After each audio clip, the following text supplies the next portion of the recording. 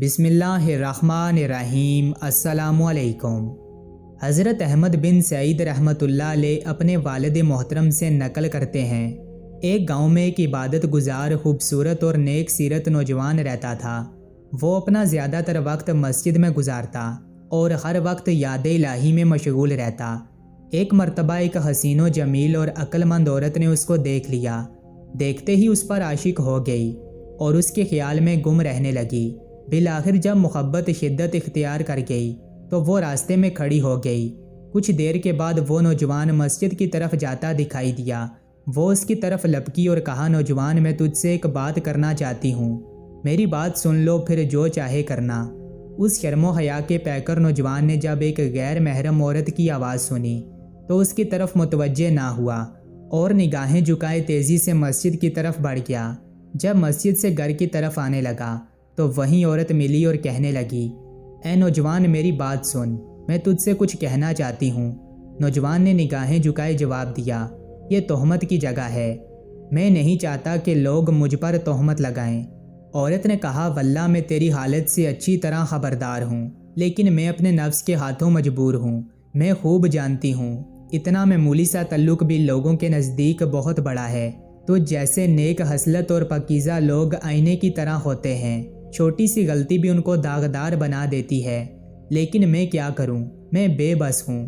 میرے دل کا حال یہ ہے کہ ہر وقت تیری یاد میں تڑپتا ہے اور میرے جسم کے تمام اعضاء تیری ہی طرف متوجہ ہیں۔ نوجوان اس کی بات سن کر کچھ کہے بغیر اپنے گھر کی جانب چلا گیا۔ گھر جا کر اس نے نماز پڑھنا چاہی، لیکن اسے خشوع و خضوع حاصل نہ ہو سکا۔ بالآخر اس نے ایک خط لکھا اور باہر آیا تو دیکھا کہ وہ عورت اسی جگہ کھڑی ہے۔ نوجوان نے جلدی سے ہاتھ اس کی طرف پھینکا اور واپس چلا گیا۔ عورت نے ہاتھ اٹھایا اور بے تاب ہو کر پڑھنے لگی۔ خط میں لکھا تھا، اللہ کے نام سے شروع کرتا ہوں۔ اے عورت، یہ بات اچھی طرح ذہن نشین کر لے کہ بندہ جب اللہ کی نافرمانی کرتا ہے تو اللہ پاک اس کو درگزر فرماتا ہے۔ جب دوبارہ گناہ کرتا ہے تو اللہ پاک اس کی پردہ پوشی فرماتا ہے، لیکن جب بندہ اتنا نافرمان ہو جاتا ہے کہ گناہوں کو اپنا اوڑھنا بچھونا بنا لیتا ہے تو اللہ پاک اس سے سخت ناراض ہو جاتا ہے، اور اللہ کی ناراضگی کو زمین و آسمان، پہاڑ، شجر و حجر کوئی بھی چیز برداشت نہیں کر سکتی۔ پھر کس میں ہمت ہے کہ وہ اس کی ناراضگی کا سامنا کرے؟ اے عورت، اگر تو اپنے بیان میں جھوٹی ہے تو میں تجھے وہ دن یاد دلاتا ہوں جس دن آسمان پگھل جائے گا اور پہاڑ روئی کی طرح ہو جائیں گے اور تمام مخلوق اللہ کے سامنے گھٹنے ٹیک دے گی۔ اللہ کی قسم، میں اپنی اصلاح میں کمزور ہوں، پھر بھلا میں دوسروں کی اصلاح کیسے کر سکتا ہوں؟ اگر تو اپنی باتوں میں سچی ہے اور واقعی تیری کیفیت وہی ہے جو تو نے بیان کی، تو میں تجھے ایک ایسے طبیب کا پتہ بتاتا ہوں جو ان دلوں کا بہترین علاج جانتا ہے، جو مرض عشق کی وجہ سے زخمی ہو گئے ہوں اور ان زخموں کا علاج کرنا خوب جانتا ہے، جو رنج و غم کی بیماری میں مبتلا کر دیتے ہیں۔ جان لے، وہ طبیب حقیقی اللہ ہے۔ تو سچی طلب کے ساتھ اس کی برگاہ میں حاضر ہو جا۔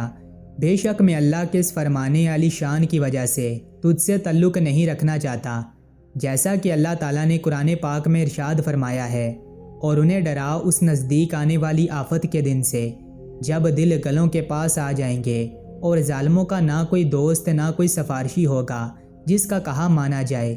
اللہ جانتا ہے چوری چھپے کی نگاہ اور جو کچھ سینوں میں چھپا ہے۔ اے عورت، جب یہ معاملہ ہے تو خود سوچ لے کہ بھاگنے کی جگہ کہاں ہے اور فرار ہونا کیسے ممکن ہے۔ عورت نے ہاتھ پڑھ کر اپنے پاس رکھ لیا۔ کچھ دن بعد پھر اسی راستے پر کھڑی ہو گئی۔ جب نوجوان کی نظر اس پر پڑی تو وہ واپس گھر کی طرف جانے لگا۔ عورت نے پکار کر کہا، اے نوجوان، واپس نہ جا، اس ملاقات کے بعد پھر کبھی ہماری ملاقات نہیں ہوگی، سوائے اس کے کہ بروز قیامت اللہ کی برگاہ میں ہماری ملاقات ہو۔ اتنا کہہ کر وہ زور زور سے رونے لگی اور روتے روتے کہنے لگی، جس پاک پروردگار کے دستے قدرت میں تیرے دل کے اختیارات ہیں، میں اسی سے سوال کرتی ہوں کہ تیرے بارے میں مجھ پر جو معاملہ مشکل ہو گیا ہے وہ اسے آسان فرما دے۔ پھر وہ عورت نوجوان کے قریب آئی اور بولی، مجھ پر احسان کر اور کوئی ایسی نصیحت کر جس پر میں عمل کر سکوں۔ نوجوان نے سر جھکائے نظریں نیچے کیے جواب دیا، خود کو اپنے نفس سے پاک رکھ، نفس کی خواہشات سے بچ۔ میں تجھے اللہ کا یہ فرمان یاد دلاتا ہوں، اور وہی ہے جو رات کو روحیں قبض کرتا ہے اور جانتا ہے جو کچھ دن میں کماؤ۔ یہ آیت کریمہ سن کر عورت نے اپنا سر جھکایا اور پہلے سے بھی زیادہ زور زور سے رونے لگی۔ کچھ دیر بعد دیکھا تو نوجوان جا چکا تھا۔ وہ عورت اپنے گھر چلی آئی اور پھر عبادت اور ریاضت کو اپنا مشغلہ بنا لیا۔ ہر وقت یاد الہی میں مشغول رہنے لگی۔ وہ دن بھر یاد الہی میں مصروف رہتی، جب رات ہوتی تو نوافل ادا کرتی اور بالآخر اسی طرح عبادت اور ریاضت کرتے کرتے اس جہان فانی سے رخصت ہو گئی۔ میرے محترم عزیز دوستو، ایک لمحے کے لیے آپ خود کو اس نوجوان کی جگہ رکھ کر سوچئے، اگر آپ اس نوجوان کی جگہ ہوتے تو کیا کرتے؟ اس دوران آپ کے ذہن میں جو پہلا خیال آئے گا، بس وہیں آپ کے ایمان کی گہرائی ہے کہ آپ کے ایمان کا درجہ کیا ہے۔ اگر میں سچی بات کروں تو شاید 90% ہم لوگ اس گناہ کا شکار ہو جاتے ہیں، کیونکہ اس کا دار و مدار ہمارے ایمان پر ہے، اور ہمارے ایمان کا آج کل کے دور میں کیا درجہ ہے یہ سب جانتے ہیں۔ اور کیا ہی عظیم لوگ تھے وہ، جو برائی کا بدلہ بلائی سے دیتے تھے، شیطانی چلاکیوں اور شیطانی وار کو رحمانی طاقت سے شکست دیتے تھے۔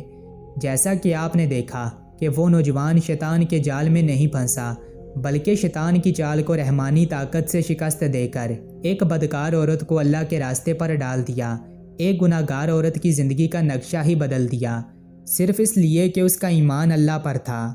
اس نے نہ صرف خود کو گناہ سے بچا لیا، بلکہ ایک بھٹکی عورت کی زندگی کو اللہ کے راستے پر ڈال دیا۔ اللہ ہم سب کی زندگی کو ایمان کی طاقت عطا فرمائے۔ اللہ پاک ہمارے سینوں کو اپنی محبت سے بھر دے اور ہمیں شیطان کے فریب سے اپنی پناہ میں رکھے۔ آمین۔